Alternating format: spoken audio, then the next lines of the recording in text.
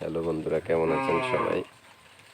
হলো আমাদের পৌষ ধানের যে বীজ লাগাইছিলাম, বীজের অবস্থা টানা 3 দিনের বৃষ্টিতে বীজের অবস্থা খুবই খারাপ। এখানে লাগাবো, ওইখানেরও দেখেন 3 দিনে প্রায় বন্যার মতো অবস্থা হয়ে গেছে। আর একটু হলে দেখেন কি এক অবস্থা, কি এক অবস্থা হয়ে গেছে এখানে। প্রায় আর একটু হয়ে গেলে সবগুলা ডুবে যাবে। এই যে মাঠের মধ্যে পেঁপে গাছ ছিল, এটাও মারা যাবে।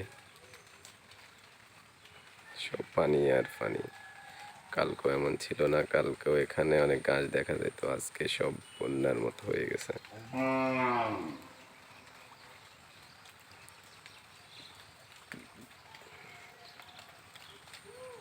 অনেক আশা করে লাগাইছিল, কিন্তু এখন আর মনে হয় কিছুই হবে না।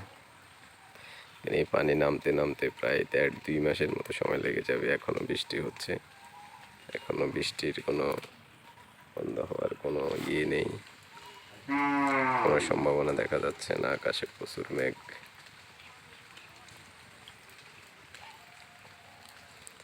চারিদিকে শুধু পানি আর পানি।